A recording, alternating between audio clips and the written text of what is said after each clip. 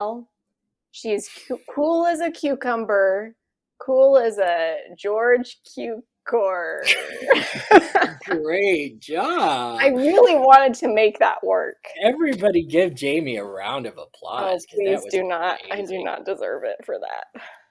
No, but one of the things that you said in like our pre-show discussion that I thought was so funny was she's one of those characters. I mean, she's very grounded. She's very down to earth. Yes. She's yeah. Besides like Dinah, she's the only character that can remove herself from the situation and watch it all from the outside happen. But she's like, okay, you guys go and be crazy. I'll just sit here and watch you. You know why all of this happens. But I think that amazing performance and that amazing character, because it's written so brilliantly, is due to the fact of Ruth Hesse, who plays Liz. And you asked a little bit about the history behind Ruth Hesse, and I don't know a whole Yes. lot, but I do know she signed. Well, she was on Broadway for a short while in like the mid to Okay. late 30s, and she was spotted like it by a talent scout, as so many of them were, Hmm. and she ended up signing a contract at MGM, and she would like play. Well, she was kind of like Ann Miller was eventually. She would play a lot of what they were considered B roles in A pictures. So she was Hmm. always playing the supporting role in A pictures, but she was also making a lot of B pictures as the starring role, which is what she did a lot at MGM.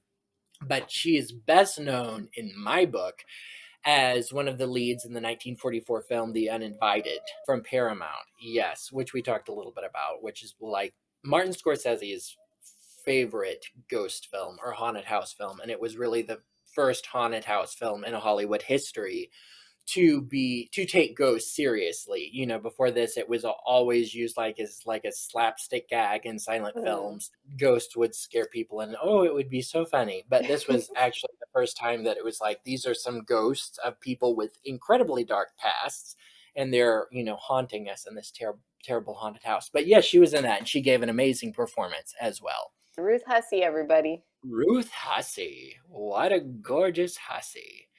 Oh, uh Ben. you know, That was the elephant in the room. I was wondering which one of us was going to make that joke.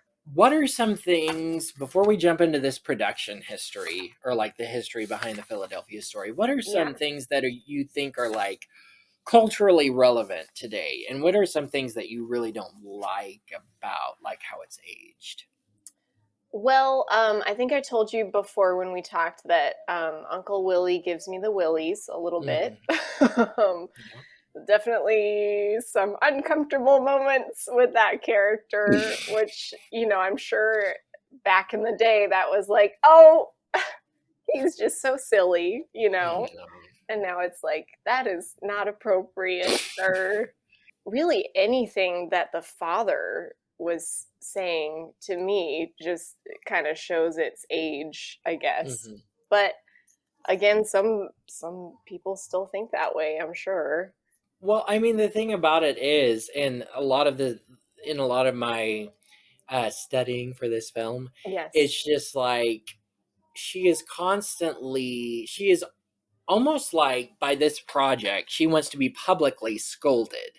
So she's being, you know, scolded by all of the men in her life. She's being scolded by Cary Grant. You know, he's blaming all of his problems, his character's problems with alcohol on her.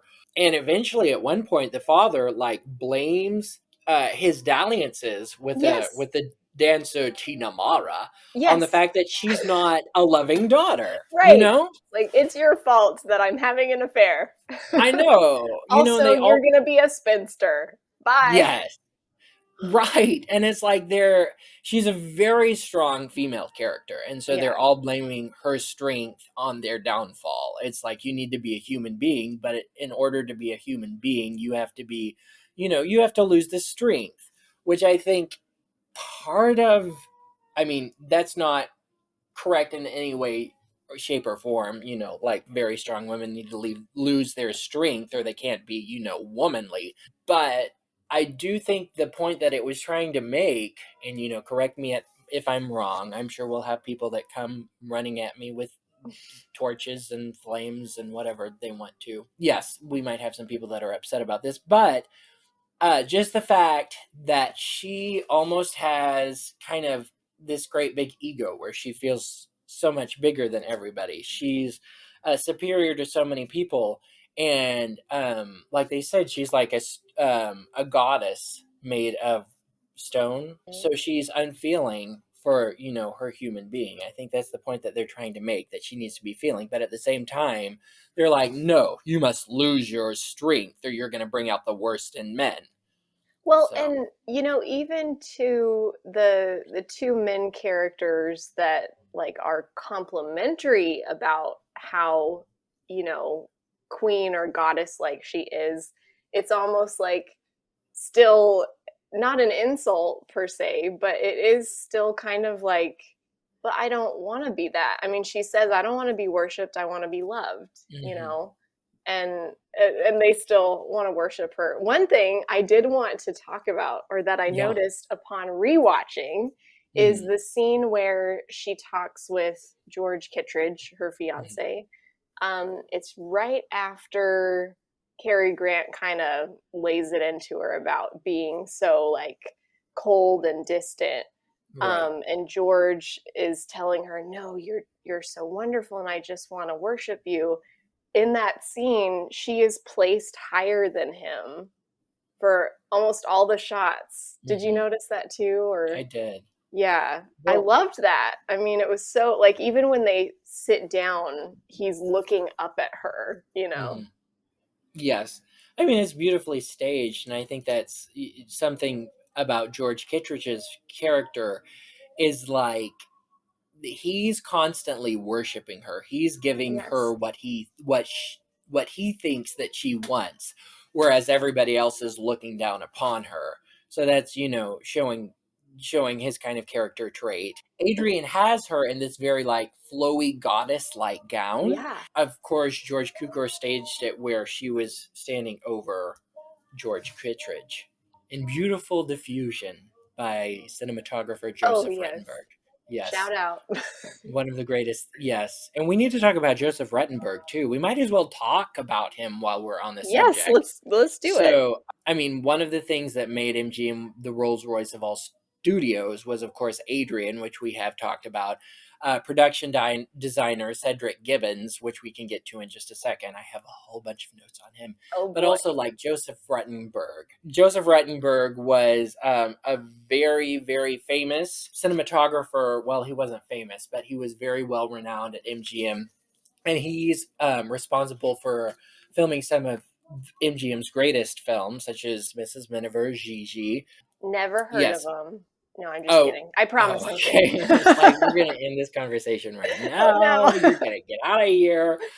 He was very influential in the look of MGM films. Mm. And one thing I think it was an interview with June Allison on TCM. She did an interview with them like before all of these great old stars died in the early days of TCM in the 90s. They tried to do interviews with as many of them as they could, but before, because shortly thereafter, whoosh, they were all gone. Oh no. But June Allison was a contract star at MGM from 43 to 53, and she was at one time like pretty big box office for MGM, and especially their musicals. She was talking about how these men and women at the studios would go out and they'd drink all night, they'd stay awake all night, and some of them would do drugs, different kind of substances like that, and then they were required to be at the studio at 4 or 5 o'clock the next morning to go through makeup, go through costume, be on the set at 8 o'clock. So part of the magic of the cinematographers, especially Joseph Ruttenberg, is the fact that they would like throw so much diffusion on these people and know how to light each one of their stars, each one of MGM stars so well that they looked young and youthful and vibrant instead of like Mm. being like they had been stopped on by an elephant for staying up and drinking Wow. all night. So that's part of the beautiful look of the film. And also, I mean, at the time, I believe there's another documentary that I was watching, but they were talking about like this was the age of Citizen Kane around there. This long, very sharp focus shots, which is kind of what Orson Welles made famous with Citizen Kane, and at this time it was all like very close. So many of the Hmm. romantic shots with Jimmy Stewart and Katharine Hepburn, especially in the garden too, like when he says you have hearth fires down within you. Yes. It's like they're both in very sharp focus with a lot of diffusion, but the entire back garden looks like this beautiful, like sparkling, twinkly fairyland, which I think is just gorgeous. But anyway, we need to talk about Cedric Gibbons too, and he was the production designer. He was a very powerful man in Hollywood because he designed, get this, he was the production designer at MGM, but he also designed the Oscar. So he designed like the actual shape and the look of the Oscar, and he won 11 of them. So Wow. Well, it's a good thing he liked the way they looked then. I know, and more than likely he had some influence on who won them and who did not win. Yeah, I was just gonna say, interesting. Yeah. I mean, really, the Philadelphia Story has such amazing art direction, and any film from MGM at this time really does. You can see it in every kind of a picture that they put out at this time, from really the early to mid 1930s throughout the 1950s. Okay, he was born in 1893 and he began his career in 1915 art director in 1918, and he kind of found his niche. I guess that's how you pronounce it, niche at MGM. I don't know. I don't know either. I always thought there was a T in there, niche, but I know that's not wrong. Well, it's I mean, I know that's not right. Niche. We should say that and then confuse everybody. Yeah. He found his niche at MGM, and MGM was they were willing to spend the money on their 80 pictures to make them as beautiful as they possibly could.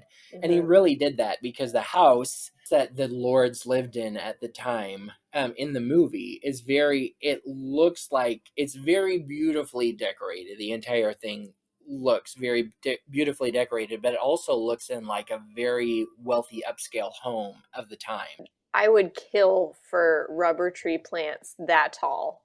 Oh my goodness. I know. Like there were 2 by the door and I was looking over at my puny little one. It's it's gonna get that tall. Yeah, I just need their butler. I'll call him up and take care of it. Butler. But okay, so Janine Bassinger said Gibbons sets had polished floors, modern furniture, crystal chandeliers, everything impeccably decorated and photographed. He is really most associated with all white rooms, straight lines, and chairs that are almost like sculptures. It was very characteristic of the mainline old money Philadelphia home, which we'll talk about the main line in just a little bit. Vincent Minnelli said that Gibbons ran a medieval fiefdom. Have you heard that word before? Oh, no. I'll use it in a sentence later. I know. And that he was its overlord, and that he would not tolerate any other than his own way of doing things. So, which is kind of characteristic of Vincent Minnelli, because Vincent Minnelli had designed these big, beautiful falling numbers at Radio City Music Hall in the late 30s before he was signed to MGM. And he was like an interior designer, he was a painter, all sorts of stuff like that. So if you watch a Vincent Minnelli film, especially in Technicolor, such as An American in Paris or Meet Me in St. Louis or The Pirate, if you've seen that with Judy Garland and Gene Kelly, the entire things look beautiful. They look like paintings, very gorgeous Technicolor paintings, but he made sure that the composition of every frame was perfect and it was packed with details. And he was not always willing, I feel like, to collaborate on some things. He'd collaborate with Irene Shroff, who was his main costume designer throughout the time he was at MGM. But he had problems like collaborating with Natalie Kalmus, who was the Technicolor consultant on all the films. So if you look in the title cards of Technicolor films of that period, Natalie Kalmus, who was the wife of one of the higher ups at Technicolor, would come in and would consult on the Technicolor. I think to make the colors as garish as possible, and he did not like to do that, so I can see Vincent Minnelli not wanting to work with Cedric Gibbons. To fully understand the conception and the creation of the Philadelphia Story, we have to start with its playwright, Philip Barry. Yes, I'd love to know more about how all this started. Yes.